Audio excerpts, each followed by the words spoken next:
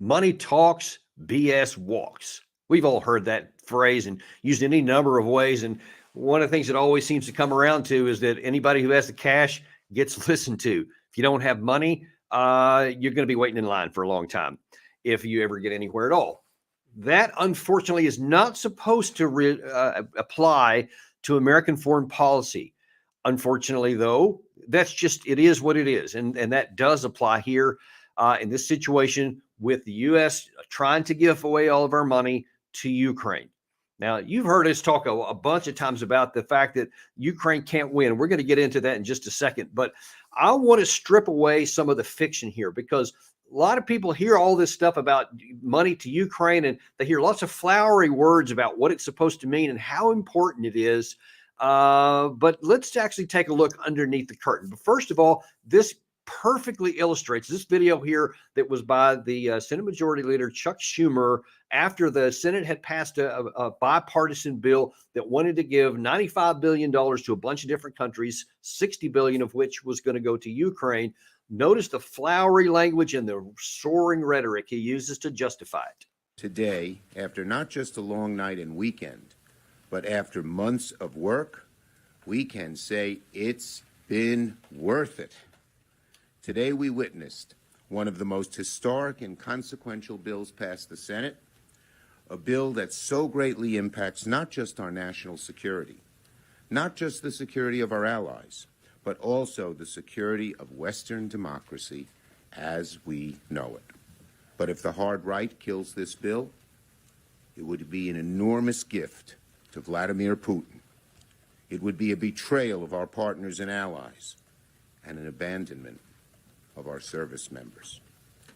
Okay, so in case you missed all that, it would be, if we don't give all of our money to Ukraine, it would be a betrayal, really horrible thing of our allies and friends. It would be a gift to Vladimir Putin.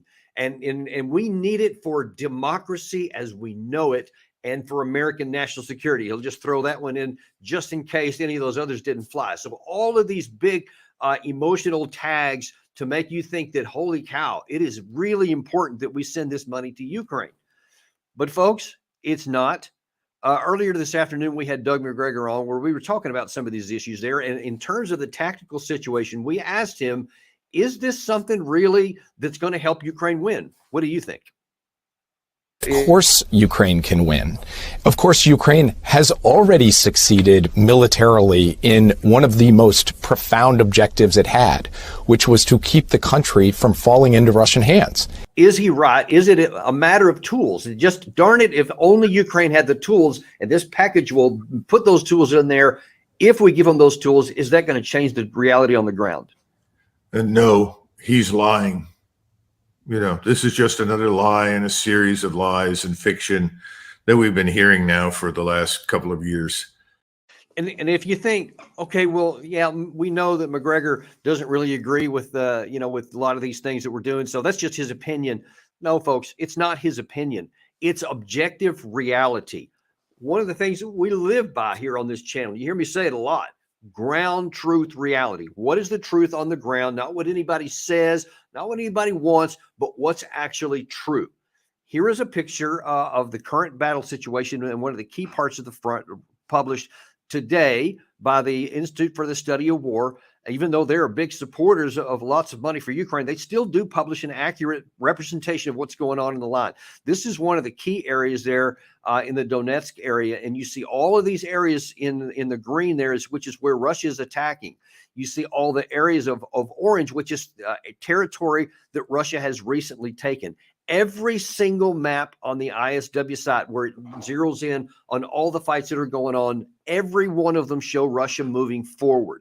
In no place do you see Ukraine pushing forward. In fact, there are very few places where Ukraine's even holding the line. And that's probably more a product of the fact that Ukraine doesn't have the ability to go on offense, and that the Russians in some areas are just holding the line. They're not trying, so that they can focus in at least 5 other areas. All the areas Russia's moving forward with. The risk is that over the next few months, Ukraine may actually buckle, and it doesn't matter if they get this money or not. That's really key to understanding here. You've been hearing me talk about this. If you've been watching my appearances on television for the last 2 years, or the articles that I've been writing, or certainly since we've been doing this show since last September, you've been hearing me say Ukraine has no path to military victory, and you see it graphically played out on the ground every day.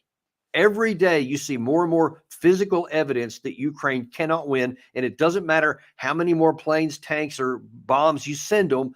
They don't have the manpower to go up against Russia, which has a lot more manpower, and they don't have the industrial capacity to even match what the Russia has, much less ever overcome it. They didn't do it last summer when they had every opportunity and every advantage that they're ever going to get. They didn't even dent the line, and now even the dents have been lost.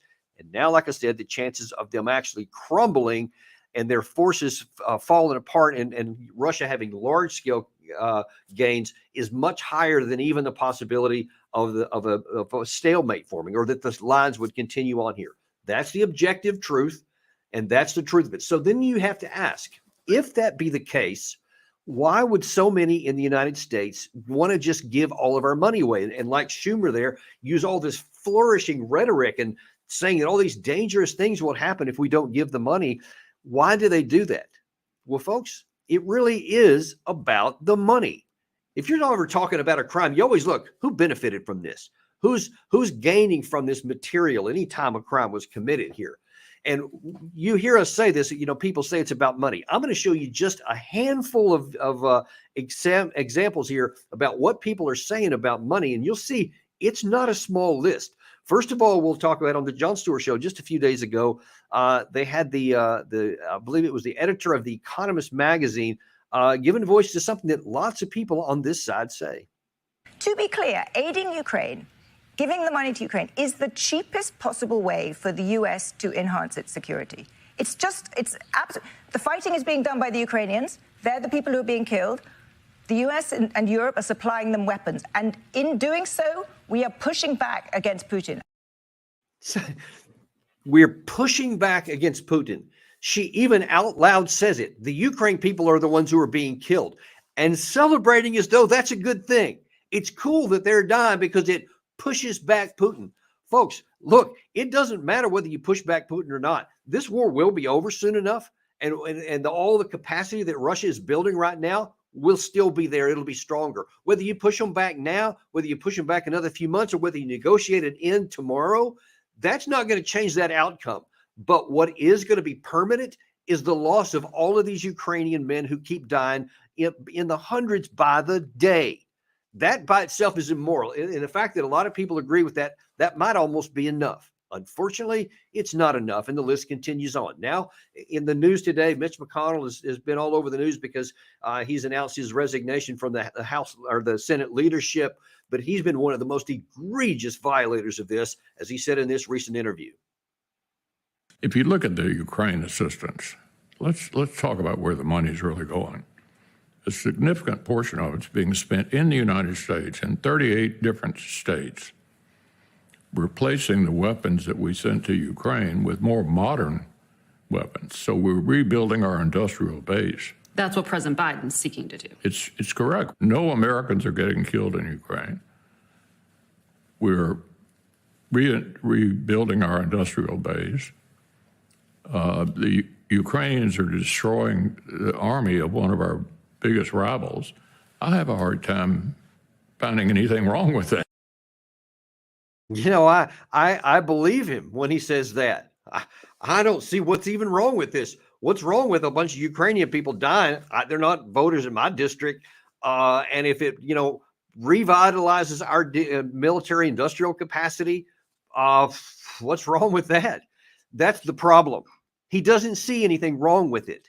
He doesn't look, we don't need a war somewhere else if we want to revitalize our industrial capacity. That's a decision that can be made any day. And you can allocate money to do that if you so desire, if you think that that's in America's national interest, and the people that do vote for you can be convinced of it, that's fine. You don't need a war to go on to do that. That's the absurdity of what he's talking about here. But he is celebrating all this money that's coming in. And I bet some of that's in his state if you actually dig underneath it. But certainly many of his backers, I can assure you that's the case. But he actually said that one of the few times that you'll hear a Republican allow the president of the United States is when it has to do with cash. And he's right, because here's the president's view on that same topic. I want to be clear about something, because I know it's important to the American people. While this bill sends military equipment to Ukraine, it spends the money right here in the United States of America, places like Arizona, where the Patriot missiles are built, and Alabama, where the Javelin missiles are built, and Pennsylvania, Ohio, and Texas, where artillery shells are made.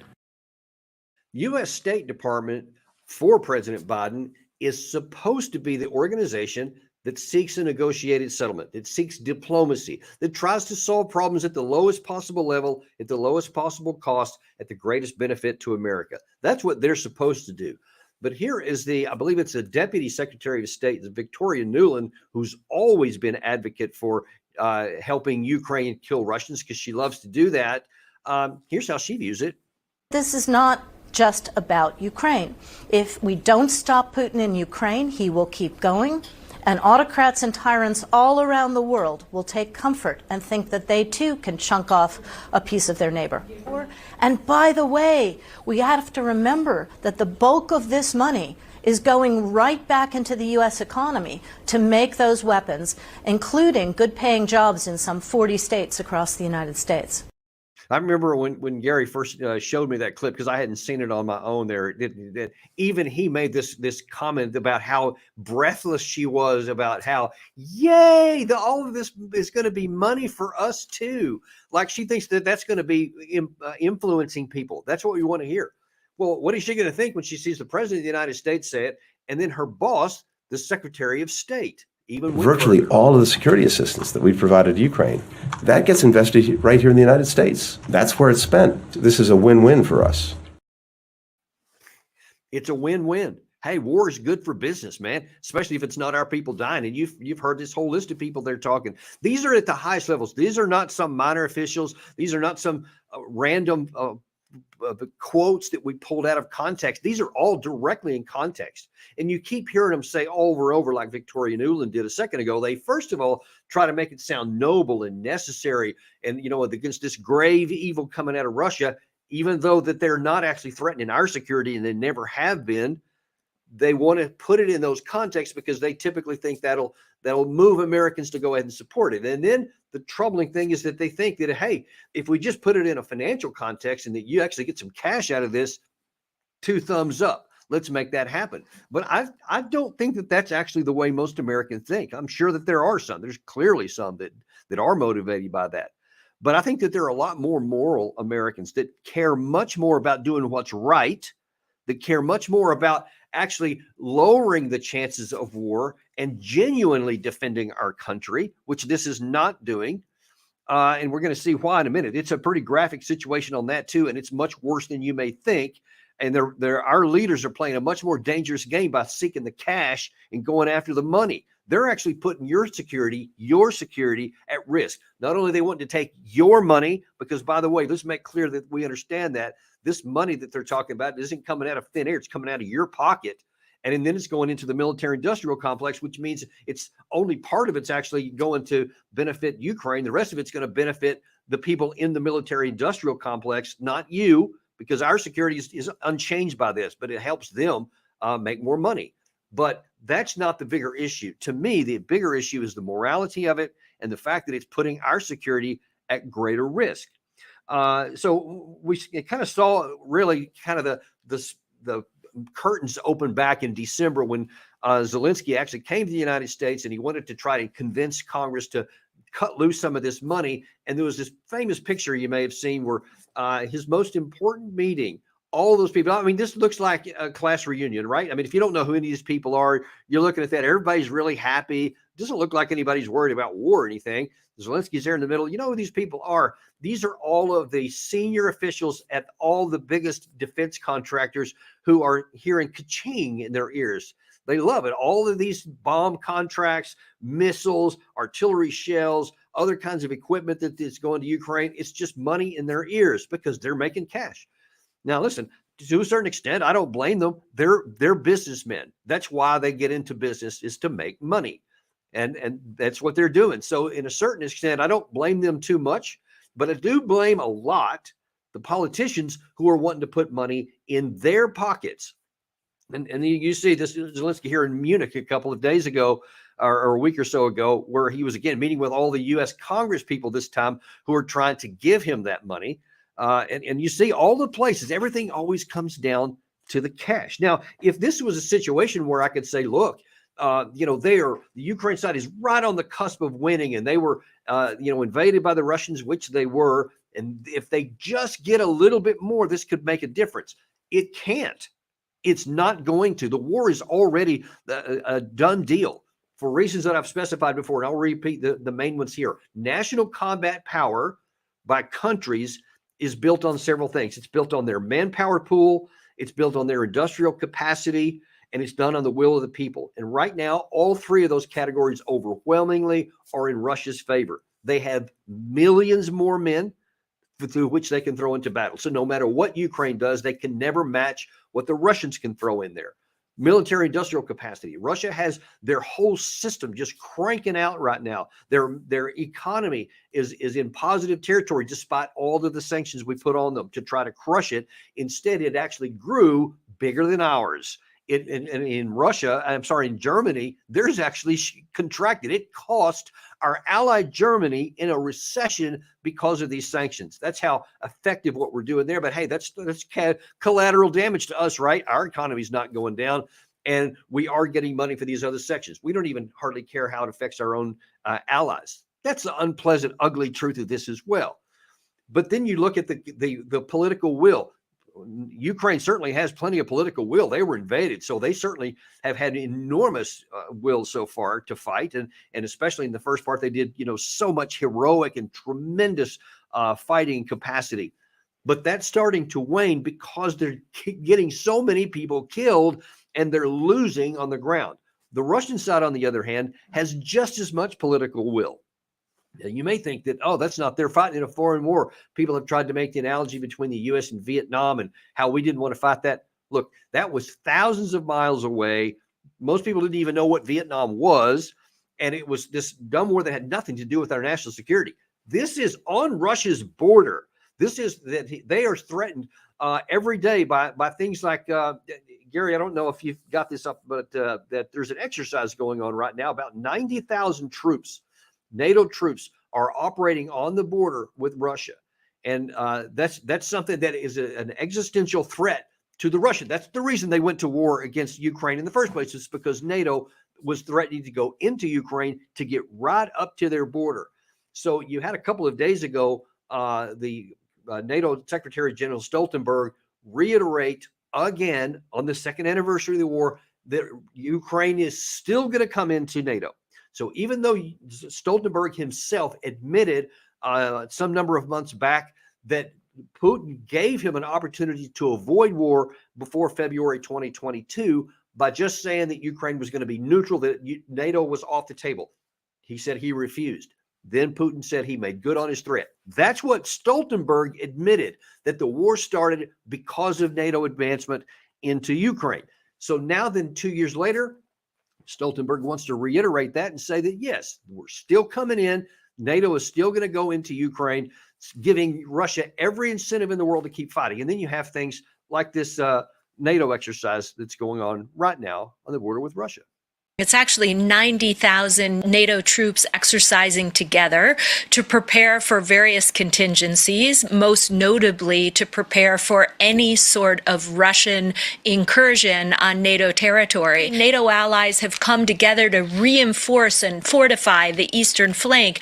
We're moving troops to the eastern flank. We're enhancing our deterrence and defense and sending a very strong signal to Russia that he should never consider touching NATO territory. Yeah, they're sending a very strong message to Russia. And I can assure you, Russia is receiving a signal, only it's not the one that we want. If the intent is to make Russia back down, that was disabused. This is footage from today, literally hours ago, where Russia made a big public show of moving some of their nuclear missiles around in the public area. They made a point of making sure people can see this publicly. Those are nuclear tipped missiles. And what do you think that that's doing out right now to send their own message. And this was, and then I guess it was about 10 or so days ago, Vladimir Putin also, in response to the F-16s apparently getting ready to come in, started flying around in a Tu-160 nuclear-capable bomber to fly around in some of the areas where these things would actually be launched. Nuclear weapons. So is he getting the message? Yeah, he's getting a message. So all of this, by continuing to fight a war that can't be won, by continuing to throw cash and money at a certain sector, a very thin sector of American businesses, we are risking the possibility that this expands into a nuclear war. Now, it seems just mind-boggling that would even be possible. It's like, oh, that they're just posturing. Maybe they are, but Putin said unambiguously for 15 years prior to the onset of this war that he would be willing to use nuclear or military power to keep Ukraine out of NATO. Do we really want to gamble that even though he made good on that threat, that now then when he's talking about the potential for nuclear weapons, maybe he's not going to mean it this time? Do you want to risk our existence on hoping that he doesn't mean it this time when he did mean it the last time, on what he considers his threat, his nuclear, or his threat to his nation? Do we really want to do that? And why are we doing any of this stuff? It's because of money. You see it. All these officials at the highest levels keep saying over and over, it's about money. It's great. Ukraine people are being killed. Ours aren't being killed, but Russians being harmed. And that's cool that Russia's being pushed back. So we want to keep spending American money, your tax dollars, to keep poking Russia, even though we're not at war with Russia. There's no reason we should be at war with Russia. And if not for this war right here, there would be no threat that for America and Russia to have any kind of a conflict. There would be no possibility of a nuclear escalation. It wouldn't even be on the table. Now it's on the table. So you have Russia posturing here. Now you see that one with NATO. They're posturing higher. Folks, you hear all kinds of leaders in Western Europe talk over and over about World War III is just around the corner. Maybe within 3 to 5 years, we're and according to the British generals, we're in the pre-war period right now. We have to start getting ready. You have too many people mentally getting ready for conflict on both sides. This is insanity. This is absurd to the highest order. Why is anybody wanting to continue to go down and spend money to try and move us in a direction where the risk of nuclear war is higher and higher? It is absurd to the highest degree. And I assure you, well, if this ever happens, there probably won't be many of us around to lament it. But if there's even a limited nuclear exchange, I mean, these people, all of them throughout both sides of this should be strung up and put in jail, because these actions have potential catastrophic consequences. This is no longer a minor deal. The whole issue with what we did with spending money in Afghanistan and supporting a war that was already over, and our unwillingness to be honest about it, but continuing to throw billions of dollars every year into a failed operation, that helped the defense industry there as well, too. They certainly benefited from all of those missiles and bombs we were dropping, and all the military gear we had was a payday for a couple of decades on them. It was great for them, horrible for the Afghan people, and embarrassing for us once it finally collapsed because reality imposed itself over the spin. Now, at that time, it was just an embarrassment. If this thing keeps going in this direction, it's going to be potentially, folks, this is no exaggeration, millions of people could die because of this, if this thing ends up in the worst outcome, in the worst possible scenario. And the fact that there's so few people who are even worried about that at the highest levels is deeply concerning. They should be the first ones to be real worried about this. You may not know this, but in 1956, the Soviet Union invaded Hungary, one of their satellite countries at that time. And there's a big hubbub in the Western world. And they said, why don't the United States do something about that? Why don't they stop the Soviet Union from going into Hungary? The Vice President of the United States then, Richard Nixon, said it's a terrible situation, but we're not going to risk World War III and nuclear catastrophe because of what happens over there. Now, that was bad for the people in Hungary at that time, and they suffered a lot underneath that. But it didn't turn into a big war because we didn't get involved. It didn't escalate into nuclear confrontation. It settled down, and of course, eventually Hungary became a free nation that it is today.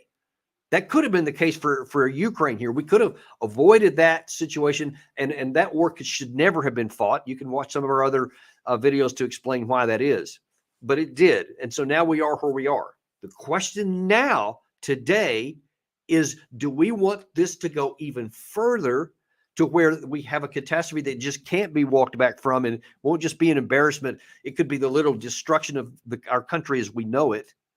Or do we want to finally stop this insanity and as voters, as just regular Americans, tell our leaders, shut up, forget about cash. This is not about cash. This is about doing what's right for the people of Ukraine. It's about doing what's right for our national security. And it's about not escalating this to where nuclear war is even talked about.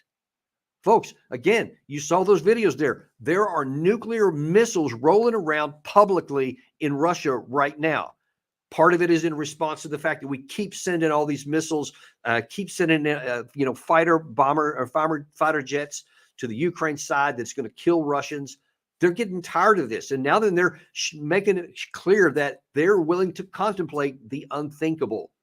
Let's don't put them in a position to do that. Let's lower this situation down, bring it back into some sort of sanity, and support those people who are looking at this right. At least some people are looking at it properly. We've had on our show before Senator Rand Paul, who was on our show, was pretty adamant about where this money should be going. And a couple of days ago, he said this: "Open the champagne, pop the cork. The Senate Democrat leader and the Republican leader are on their way to Kiev. They've got $60 billion they're bringing. I don't know if it'll be cash and pallets, but they're taking your money to Kiev." So he was obviously not real happy about that, the way he put that. And at the CPAC conference a couple of days ago, Senator J.D. Vance was a little more direct. The way that these guys have obsessively focused on the problems of Ukraine to the exclusion of everything else that's going on in our country. I have seen colleagues of mine, even, Republican colleagues, who are much more emotionally invested in what's going on 6,000 miles away than they are in their own country. If the thing you care most about, we can agree to disagree on Ukraine. I imagine a lot of you agree with me, some of you don't. Yeah. But if the thing you care most about is a conflict 6,000 miles away, you should not be a leader of this country. Focus on our own country's problems. Yeah, I can certainly agree with that. You shouldn't be thinking about something that's going over there that's not related to our national security. If Russia eventually wins that war there, as I've told you so many times, all this fiction that they're going to come after us, that they're going to go after the West, is just complete insanity. They don't have the capacity. Flat out, it doesn't matter what Putin wants to do. He can't. He doesn't have enough armor. He doesn't have enough personnel. He doesn't have enough equipment. He doesn't even have a logistics system that's capable of projecting power more than 180 miles past his border. That, which is on a map, when you look at Europe, it's just it's a line is almost that thick there, meaning he can't go in forward. So if you can't go all the way, then there's no point in starting. That means that this fear is irrational. He's not going to go into Western Europe. What we should do then, and this is where I want to end the show today, and telling you there is an alternative. It's not just don't give them the money. It's that let's do this instead. What we can do is say, you know what, we're going to taper back the money we provide, and it's only going to go for defensive purposes to help you hold the line that you have, so that, and it's contingent upon you seeking a negotiated settlement with Russia. A negotiated settlement is entirely possible. Putin has said so from before the war. He said so during the war. He said so the other night when Tucker Carlson interviewed him. He's never said anything besides he is okay with a negotiated settlement.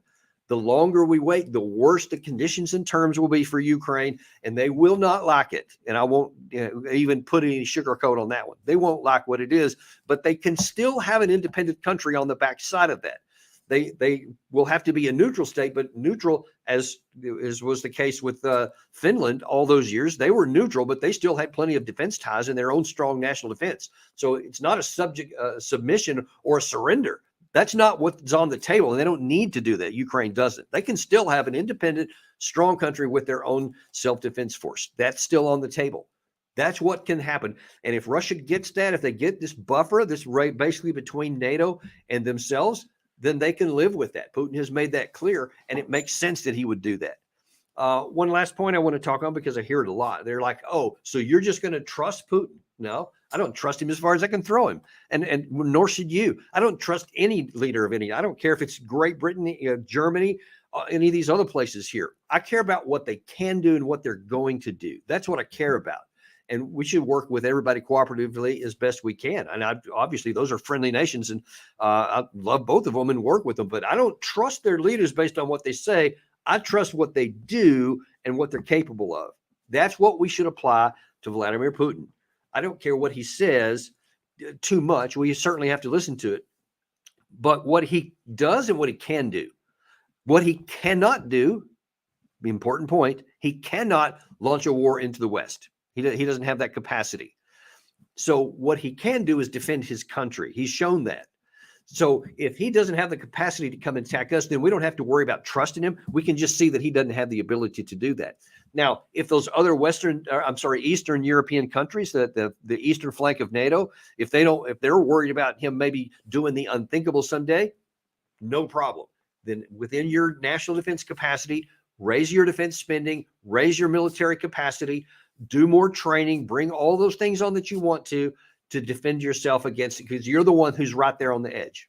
That's fair. There's nothing wrong with that at all. That's what you should do. That is 100 times better than to continue to poke somebody who has nuclear weapons and just hope that he doesn't really want to use them. That's the very definition of insanity, of risking a war that the other side doesn't even want to fight. They don't want to conquer any territory. They just want to live in security on their border like every other state does.